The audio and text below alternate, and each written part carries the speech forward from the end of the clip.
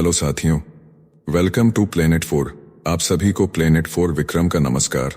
तुर्की ने भारत की दोस्ती की कद्र नहीं की। अब हर मोर्चे पर उसकी घेराबंदी तय है। जब तुर्की में भूकंप आया तो भारत ने ऑपरेशन दोस्त चलाकर इंसानियत दिखाई, मदद भेजी, जाने बचाई। लेकिन जैसे ही पाकिस्तान ने भारतीय नागरिकों का खून बहाया, तुर्की ने उसी वक्त पाकिस्तान को और हथियार दे दिए। यह सीधा भारत के विश्वास पर वार था, जैसे किसी ने जख्म पर नमक नहीं तेजाब छिड़क दिया हो। भारत अब वैसा देश नहीं जो चुपचाप सह जाए।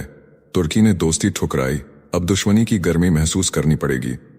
भारत ने ग्रीस, साइप्रस और आर्मेनिया जैसे तुर्क विरोधी देशों को ब्रह्मोस, आकाश, पिनाका जैसे घातक हथियार देने शुरू कर दिए हैं। तुर्की के चारों तरफ अब भारतीय आयुधों की आग बरस रही है।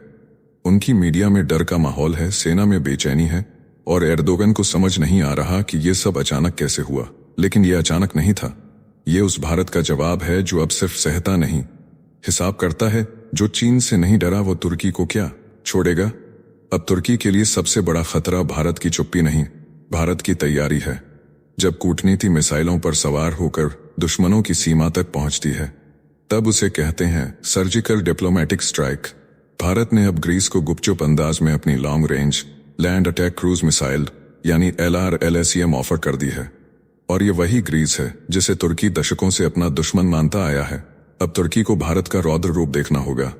1000 किलोमीटर से ज्यादा रेंज, पारंपरिक और गैर पारंपरिक वारहेड की क्षमता, यानी तुर्की को हर दिशा से घेरने का भारत का पहला मिसाइल मोहरा अब लॉन्च पोजीशन में है।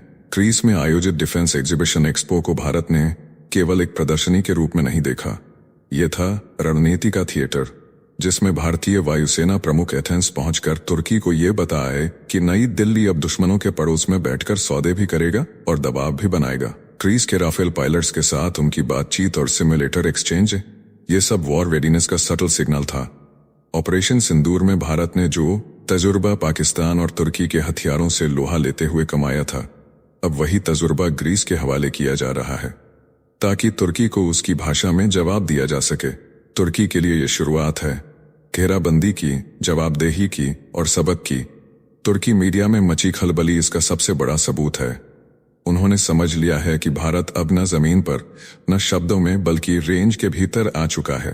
ताजा रिपोर्ट बताती है कि ग्रीस की एयरफोर्स ने ऑपरेशन सिंदूर के दौरान भारत की युद्ध रणनीति को गहराई से स्टडी करना शुरू कर दिया है। और अब ग्रीक पायलट्स भारत के कॉम्बैट अनुभव से खुद को लैस करना चाहते हैं। इसी के साथ भारत के युद्धपोत अब साइप्रस के बंदरगाहों पर नियमित रूप से रुक सकते हैं। और यही है डिप्लोमेसी की वो चाल जो बिना गोली चलाए किसी देश की भू सुरक्षा नीति में सेंध लगा सकती है। तुर्की का डर अब सिर्फ हथियारों को लेकर नहीं है, बल्कि इस नए जियो सिक्योरिटी मॉड्यूल को लेकर है जो भारत ने खामोशी से तैयार कर लिया है। प्रधानमंत्री मोदी की ग्रीस साइप्रस यात्रा को तुर्की मीडिया एंटी टर्की एक्सिस के रूप में देख रहा है। और यह परसेप्शन ही बताता है कि भारत की चाल अब सॉफ्ट पावर नहीं, हाइब्रिड स्ट्राइक बन चुकी है। तुर्की ने जब पाकिस्तान को हथियार दिए तो वो भारत को खुलेआम चैलेंज कर रहा था, लेकिन भारत ने जवाब बुलेट से नहीं ब्रेन से दिया। ग्रीस को मिसाइल देकर LRLSEM की ऑफरिंग एक सीधा राजनयिक बयान है। भारत ने जैसे ही तुर्की के चारों ओर हथियार और कूटनीति का जाल बिछाया, तुर्की की रफ्तार थम गई। अब उसके सीने में सांसें फूली हुई हैं।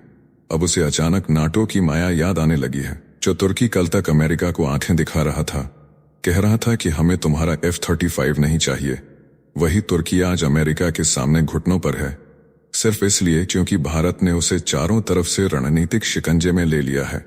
यही रणनीति भारत ने चीन पर भी आजमा रखी है, जहां वियतनाम, फिलीपींस और ताइवान जैसे देशों को भारत का घातक मिसाइलें देने का प्लान चीन को सांसत में डाले हुए है। अब वही दर्द तुर्की को महसूस हो रहा है।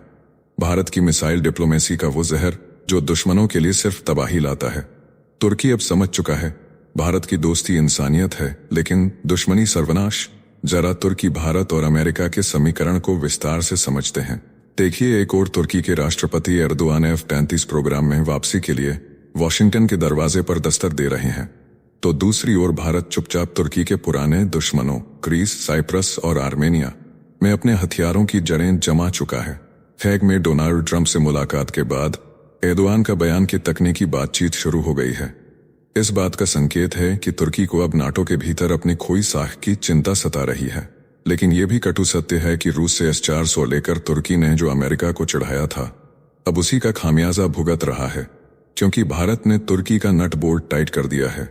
भारत ने अब ग्रीस में हेलेनिक एरोस्पेस इंडस्ट्री और डिफेंस सिस्टम्स के साथ साझेदारी कर आकाश एयर डिफेंस और T-4 प्लेटफॉर्म की तैनाती की है। ये वही सिस्टम है जो ऑपरेशन सिंदूर के वक्त तुर्की के ड्रोन सिस्टम को असफल कर चुके हैं। यानी भारत न केवल अपनी मिसाइलें दे रहा है, बल्कि प्रोवेन बैटलफील्ड परफॉर्मेंस भी साथ ले जा रहा है, जो ग्रीस के लिए किसी अमूल्य रक्षा कवच से कम नहीं। अब ग्रीस के ऊपर तुर्की के ड्रोन उड़ने से पहले 100 बार कांपेंगे। जहां तुर्की को अमेरिका से फिर से जगह पाने की चिंता है, भारत अब अपने डिफेंस सिस्टम से दूसरों को ताकतवर बना रहा है। अमेरिका के दरवाजे पर खड़े तुर्की की ये स्थिति बताती है कि अब दुनिया की आंखों में उसकी रणनीतिक विश्वसनीयता कितनी कमजोर हो चुकी है।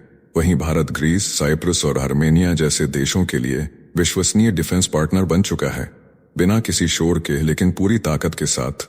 जब भारत ने ग्रीस को ब्रह्मोस मिसाइल का एंटी शिप वर्जन ऑफर किया, तो ये था एजियन समुद्र में तुर्की के वर्चस्व को सीधी चुनौती।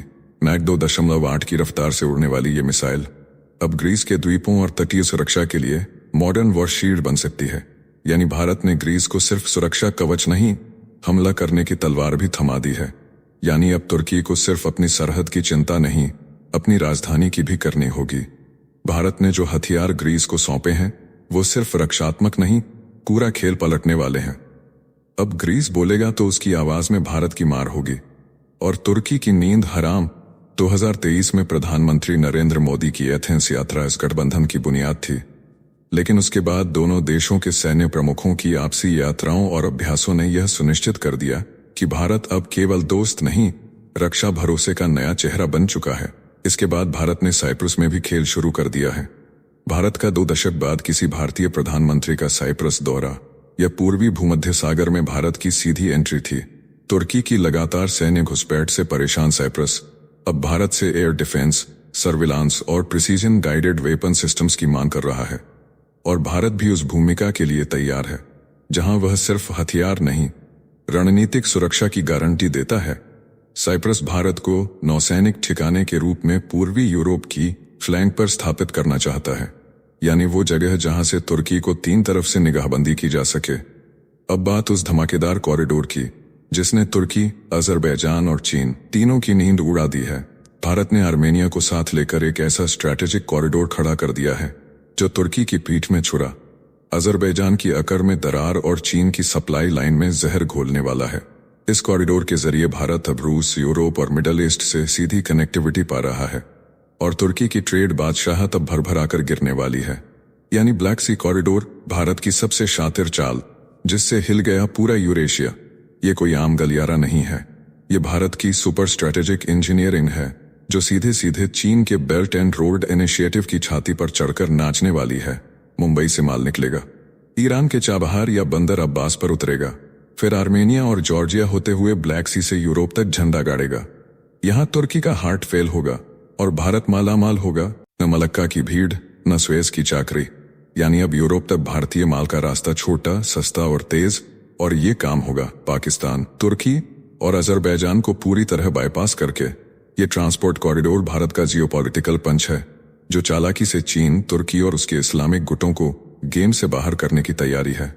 आर्मेनिया अब भारत का सिर्फ डिफेंस क्लाइंट नहीं रहा, वो भारत की स्ट्रेटेजिक एक्सटेंशन बन चुका है। ब्रह्मोस, पिनाका और स्वाति रडार देने के बाद अब भारत को अपने ट्रांसकॉन्टिनेंटल व्यापार का नया दोस्त मिल गया है, जो न तुर्की का गुलाम है न चीन का चहेता। आर्मेनिया के स्ट्रेटेजिक एक्सपर्ट एनवार्ड चालिक्यान ने खुद कहा, भारत को अगर यूरोप तक बिना रुकावट पहुंचना है तो यही सबसे सही रूट है। इसमें न तुर्की है न अजरबैजान, यानी भारत को ऐसी जमीन मिल गई है जो नफरत से नहीं, भरोसे से भरी हुई है। अब देखिए, इसमें ईरान भी बेहद महत्वपूर्ण प्लेयर है। ईरान भले ही अंतर्राष्ट्रीय प्रतिबंधों में जकड़ा हो, लेकिन उसकी भौगोलिक स्थिति उसे भारत के लिए अनमोल बनाती है। चाबहार पोर्ट तो भारत के लिए ये पहले से ही एक स्ट्रैटेजिक इन्वेस्टमेंट है, और अब ये कॉरिडोर उस निवेश को कई गुना असरदार बनाएगा। ईरान जानता है कि अगर तेल पर प्रतिबंध हैं तो ट्रांजिट रेवेन्यू से कमाना पड़ेगा, और भारत जानता है कि पश्चिमी ताकतों को बिना नाराज किए ईरान के साथ ऐसा रिश्ता निभाना है जो सिर्फ व्यापार नहीं, रणनीति को भी मजबूत करे। यही वजह है कि दिल्ली और तेहरान की चुपचाप चल रही बातचीत अब ब्लैक सी कॉरिडोर के जरिए दुनिया के सामने अपना रंग दिखाने को तैयार है। इस खेल में जॉर्जिया भी शामिल है। जॉर्जिया इस कॉरिडोर का वो गोल्डन पीस है जो यूरोप को छूता भी है और रूस से टकराता भी नहीं। रूस यूक्रेन युद्ध के बाद जिस तरह शिपिंग रूट्स अस्थिर हुए हैं, उसमें जॉर्जिया के पोर्ट्स बाटूमी और पोटी भारत के लिए लाइफलाइन बन सकते हैं। ये रूट सिर्फ सस्ता और छोटा नहीं है, ये उस पश्चिमी दुनिया का नया भरोसा भी बन सकता है जो अब रूस पर निर्भर नहीं रहना चाहती। यानी भारत न सिर्फ अपनी पहुंच बढ़ा रहा है बल्कि यूरोप की जरूरत बनकर उभर रहा है। इसमें भारत की कूटनीति, व्यापार और सुरक्षा तीनों की जीत है। चीन के बेल्ट एंड रोड इनिशिएटिव ने अब तक अपनी एक्सपेंशन पॉलिटिक्स के जरिए एशिया से यूरोप तक की बाजी अपने हाथ में रखी थी, लेकिन अब भारत उसी यूरेशियन जमीन पर अपना रास्ता बना रहा है, वो भी बिना हल्ला किए, बिना लोन के जाल बिछाए। पाकिस्तान, तुर्की, अजरबैजान के गुट को दरकिनार कर भारत ने ईरान, आर्मेनिया और जॉर्जिया के साथ एक नया फ्रंट बना लिया है जो भूगोल भी बदल देगा और राजनीति भी। आने वाले समय में जब यूरोप की गलियों में इंडियन सामान बहेगा, उस पर लिखा होगा via Black Sea, made in India, और वो दिन चीन को सबसे ज्यादा चुभेगा। वर्ष 2022 में जब पूरी दुनिया रूस यूक्रेन युद्ध की तपिश में झुलस रही थी, तब भारत ने आर्मेनिया के हथियार बाजार में बाजी पलट दी। रूस को पीछे छोड़कर भारत बना आर्मेनिया का सबसे बड़ा डिफेंस पार्टनर। और यही नहीं, इस साझेदारी की नींव महज सौदों पर नहीं, भरोसे और रणनीति की ईंटों से रखी गई। ऑपरेशन सिंदूर हो या ईरान इजराइल युद्ध, भारत ने जब जरूरत पड़ी आर्मेनिया को कंधे से कंधा मिलाकर खड़ा पाया। तुर्की, पाकिस्तान और अजरबैजान ने एक इस्लामिक जियोपॉलिटिकल धुरी बनाई है जिसमें हथियार, नैरेटिव और न्यूक्लियर ड्रीम्स सब घुल मिल रहे हैं। मगर भारत ने इसका जवाब गोली से नहीं, गलियारे से दिया है। अगर भारत ब्लैक सी कॉरिडोर को international north south transport corridor INSTC से लिंक कर देता है तो ये सुपर हाईवे बन जाएगा।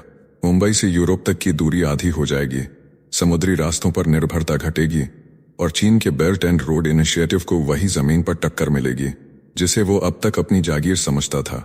ये भारत की लॉजिस्टिक्स पॉलिसी नहीं, एक जियो स्ट्रैटेजिक रिवेंज होगी।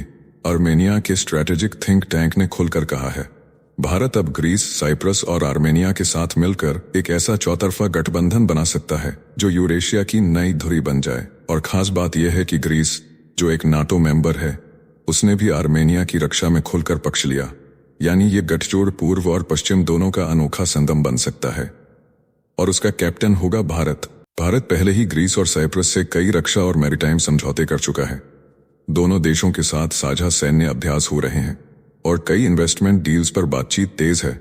साइप्रस की एक्सक्लूसिव इकोनॉमिक जोन में भारतीय दिलचस्पी और ग्रीस के साथ ब्रह्मोस एक्सपोर्ट चर्चा, ये सब दिखाता है कि भारत अब यूरोप की फ्लैंक पॉलिटिक्स में एंट्री कर चुका है। और जैसे ही आर्मेनिया इस त्रिकोण में चौथा कोना जोड़ता है, भारत के पास एक ऐसा ब्लॉक बन जाएगा जो तुर्की, अजरबैजान को तीन तरफ से घेर सकता है। एक तरफ कॉकस, एक तरफ एशियन और एक तरफ पर्शियन गल्फ। इस वीडियो में फिलहाल इतना ही। जल्द मिलते हैं एक और नई अपडेट के साथ। आप लोगों का प्यार भरा कमेंट मैं पढ़ता हूँ जिसमें प्रशंसा भी होती है और सुझाव भी होती है। आप अपनी बात लिखते रहें, आपकी बात पढ़कर अच्छा लगता है। जाने से पहले वीडियो को लाइक करके चैनल को सब्सक्राइब कर लें।